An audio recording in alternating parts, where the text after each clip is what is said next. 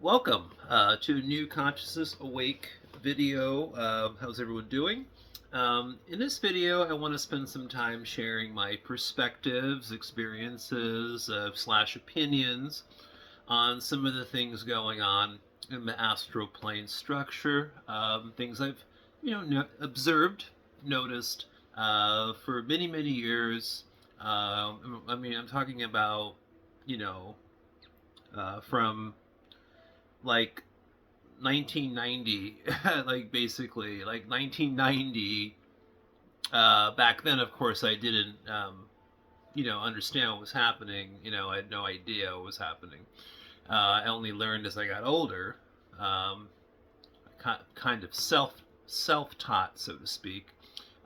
Had some mentors here and there, obviously, and read some helpful books and things to help me realize what astral projection was. But for the most part, I like the idea. I like the idea that I'm more self-taught and more coming from the experiential side of things, which is cool because, as I got older, once I started to learn about this stuff, about the cult and OBEs and just all those types of things, energy work. When I started to learn about those things, I started to connect the dots and then look back at my own experiences and then have that like confirmation, right? That the stuff I was already experiencing or going through was real, right? It's real stuff. So I come from, my background is like more experiential, right? And then learning afterwards that what I experienced was what it was. So it makes it even more real to me that way. It makes it more meaningful to me that way. And that's one of the reasons why I was, motivated a few years back to start Consciousness Awake so I could share my opinions, experiences with you guys, because I think they're important. But anyways, let me get to what the video is about. Kind of go off in tangents sometimes, I'm sorry. So I want to talk about just some observations, things going on in the astral plane structure that you should be aware of. And this video is titled Afterlife, something something, I don't know yet, but it's about the afterlife. And the reason why I'm saying it's about the afterlife is because I do believe, in my honest opinion, that after your human body is done, that these things that I've experienced and observed while in OBEs are actually things that people run into and experience when they're in their afterlife. I truly believe that. The more I think about it, the more it seems to be valid. And so let's start with this. Let's start with just a few different things, actually. First of all, okay, now we've talked about reincarnation centers. Okay, now these reincarnation centers are primarily, like the second and third levels of the astral plane structure for the most part. And then you have these other, I don't want to call them centers, or I don't want to call them like businesses or something, but they're just places where it's a similar process to reincarnation, where you get a soul memory, wipe before incarnating into a human body experience. But it's more of like a place where you basically pick or pre-select a certain life experience package deal, where poor family, rich family, type of mom and dad, what part of the world you're raised or born in, all kinds of things, all these variables that you kind of pre-select in the life experience package. And of course, like I said, if you pick a certain package, you get a soul memory wipe, because what's the point of doing a life experience package if you can remember that you had picked a life experience package. That doesn't make any sense, right? So um, the other thing is uh, there must be some kind of exchange, not of currency for these reality experience packages. There's not necessarily a exchange of money or currency, but there's definitely some kind of uh, long-term contract that is embedded within these package deals. I don't know exactly what the specifics of that is, but I can imagine that there's some kind of trade-off. Now there are certain realities in the astral plane structure. Now these life experience package deals, they're more like in the, I would say, the third level of the astral plane structure primarily. Definitely not in the fourth. Definitely not in the first. More probably around the third. They're kind of blended in with the territory in the astrals where you have reincarnation centers. So these places that offer life experience packages, um, they just have the technology, right? And also, what I wanted to say before I lost my thought was that the currency aspect. So there are, you know, uh, there are many, many, many different types of astral realities on the third level of astral uh, structure, but some of them don't have currency. Some of them don't have money or anything like that, but some of them do. Some of them have bartering. Some of them have bartering of energy. Some of them have bartering of things that could be considered like currency or something like gold. Stuff like that, right? Precious metal stuff, or just precious items or collectible items. Um, Certain stones, there's crystals. There's all these things that also exist in a lot of these other realities, not just here in this physical Earth reality construct. Everything you see, around you here in this construct that we're in now, human experience construct, is there's variables or variations or different degrees. You get what I'm saying? Of pretty much everything. If it's emotions, if it's like I said, stones or crystals or this or that. There is an example of pretty much everything that you already are familiar with here in many of these other astral reality constructs. As I've said before, I wouldn't be surprised if Earth, we're told is this physical place, but I wouldn't be surprised if we're just part of the lower astral plane structure for the most part, but that's up for debate, right? And that can be an argument within itself, right? But I'm not saying it is. I'm just saying have an open mind. I try to keep my mind, open. Um, Anyways, so basically, yeah. So these life experience package deals people do. There's probably, I don't know. Who knows what percentage of people do that? But I would imagine maybe 3%, 5%. Maybe even 10% of people who are right now, as consciousness experiencing this human body experience, have perhaps done this stuff. So, you could be watching this video right now and just not remember that you did it because your memory was wiped. And you're just experiencing the pre-selected life experience deal that you wanted to experience. If it was to experience pain or a certain love or a certain type of life or a rich life or a poor life, there's definitely different types of package deals. So, like I said, as far as that currency exchange or different kinds of contracts that are created or made to just experience those life experiences in different degrees of good or bad, Obviously there's something behind all of that, but it does exist.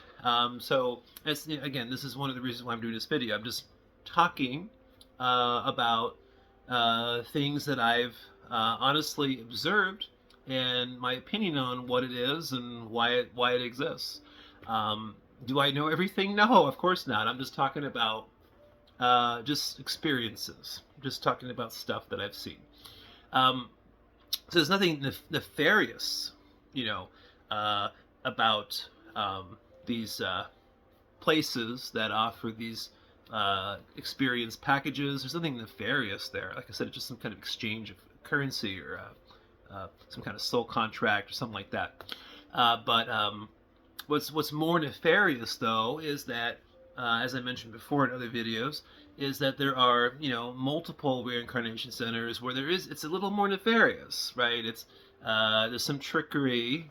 There's some trickery involved with some of those places. And like I said in another video I did about a year ago, some of the reincarnation centers are like camouflaged reincarnation centers. Like you don't really kind of get that you are actually participating in a reincarnation process. You're just totally duped, totally tricked. And some of them are just camouflaged as amusement parks, adventure parks, as rides. And you get on the ride. You get on the ride thinking you're going to have a blast. But then the ride transports you through a reincarnation process with the memory wipe. So yeah, definitely. And then of course, when it's more nefarious like that, there's just certain, beings. I don't want to say they're demonic beings. Some of them are, but they're getting something in exchange for all of that. Yeah, definitely, yes, some kind of exchange of energy or something. Something's going on there. Yeah, let me see here. Kind of all over the place with this video. I don't script my videos. I don't edit my videos, so I just kind of freestyle most of them. I don't have time to edit or write scripts. Let's see here. Let's see what else can we talk about here. Yeah. So let me explain something else too. Some more of the differences between, like, let's say the low astral plane structure, the first level, second level. Then let's jump up to like the fourth level or the fifth level of the astral plane structure. And in the fourth and fifth levels of astral planes, consciousness is more aware. It's a little more in control. There's not as many nefarious things going on. It's kind of this like middle zone, mid-range zone, where you kind of have a little more freedom and whatnot. Of course, there's still some constrictions. There's still consequences for taking advantage of other consciousness or doing things against other consciousness's free will. Obviously, that's kind of a given, really, anywhere except in the low astrals. In the very low parts of the astral plane structure, there is not as much consequence for taking away free will from other beings or other consciousness. It's more of like the wild, wild west, so to speak. But in the fourth and fifth levels of the astral plane structure, that's where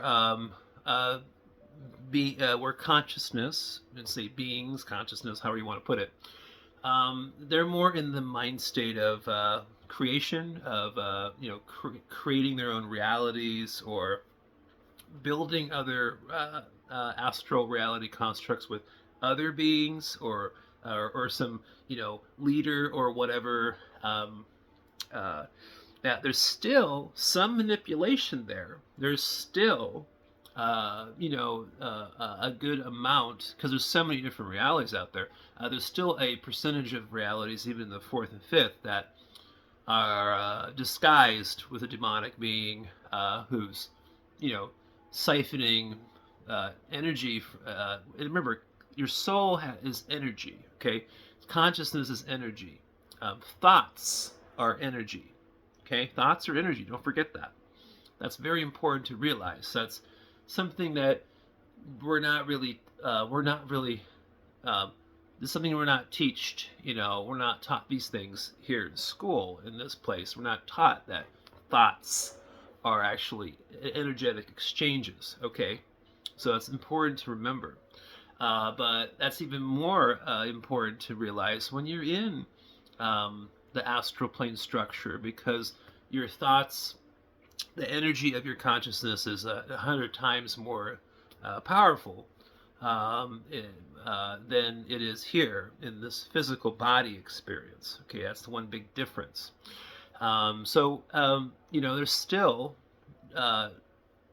demonic entities who are taking advantage of people's energy, even in the fourth and fifth. But it's not as common as you would find in like the first or second levels of the astral plane structure, or especially in the subplanes, in the underground worlds of the first and second level of the astral plane structure, the underground worlds where you find more condensed realities, smaller worlds that are almost like isolated from everything else.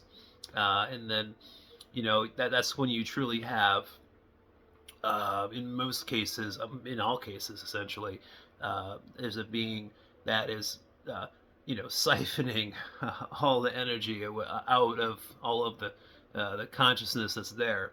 And that consciousness there can be aware more aware, and but half of the beings there are, there's kind of almost like half asleep, kind of consciously, but that said, though, just because a being is half awake, so to speak, that doesn't mean you can't wake up the being. Okay. I have done this a few times. I don't do it anymore because I just don't. But when I was younger, I would actually go up to some of these beings and like shake their shoulder or grab their arm and kind of shake them around a little bit, because I was curious. I was wondering why they were kind of in a zombie state. Not zombies, but just kind of zombified, So I'd shake them, and it almost looks like, once you kind of wake them up a little bit, they kind of like, you could see it in the eyes. They kind of start to wake up a little bit. And they're like, "What's going on here? Who are you?" Right? So they're not in a permanent state of, half asleep, half awake. They can be manipulated. But anyways, let me go back to what I was trying to say. So yeah, the fourth and fifth levels of the astral plane structure, where consciousness is kind of more like in that self-manifesting mind state, building their own astral reality construct worlds, but also more importantly, a lot of like humans who pass over, who just had like a really nice life, a good life, they were they're just good people, they're good intention people, like a lot of people are. A lot of people have good intentions, they're not out to hurt anybody or take advantage of anybody. And they just kind of like in this mental state of like, after they pass over, they're not really connected to any particular like religious organization, right? They haven't put their heart into some kind of soul group or church or something like that, and they're kind of like on their own. And what happens is there's thousands and thousands of these realities out in the fourth and fifth levels of astrals where they've just kind of recreated something very similar or almost identical to the kind of life that they were happy with during their physical human life experience. I wouldn't even be surprised if some of these consciousness that they like died in their sleep or something, and all of a sudden they're just manifesting a duplicate version of what they were happy with, what they were comfortable with in their human life experience. Now, and that happens, and that goes on, right? It just kind of naturally happens. It's a case by case scenario, right? Person to person. But still, something to be aware of is even though you're off doing that in the afterlife, and you're all hunky-dory and happy and whatever. That doesn't mean that you're like that permanently forever. It's still temporary. It's still a temporary experience, a temporary existence, however you want to put it. At some point, things change. At some point, your world is um, uh, taken over by some other being, or intruded on, or uh, beings that are connected to the reincarnation centers um, talk you into doing something or trying something else. There's manipulation because, like I said, there unfortunately there's a lot of again, you don't want to call them demons, just demonic kind of beings, right? And what I would categorize as demonic type of beings having that kind of consciousness that exists in the astral plane structure. Um, they are just wanting to take advantage of energy, take advantage of consciousness. That's really the pure definition of a demonic uh, mind state. Is you're looking to get something from somebody else. You're getting off on the idea that you are uh, doing something against someone's free will, or that you're tricking someone or talking someone into something. So like I said, just because I say demonic beings, I'm not saying there's some demonic being that just wants to sit there and torture you endlessly, like in some hell-like hellish devil Satan scenario. That's what I'm talking about. I'm just talking about a type of consciousness. That's it. And when you think about it, even here, as consciousness is in this incarnation of a human experience here, there are plenty of examples all around us in this world of demonic beings with that type of consciousness that exist in this body, right? It's all around. It's all around. Thank goodness it's not everybody, but it's just, a certain percentage. And that certain percentage is what creates that dual polarity.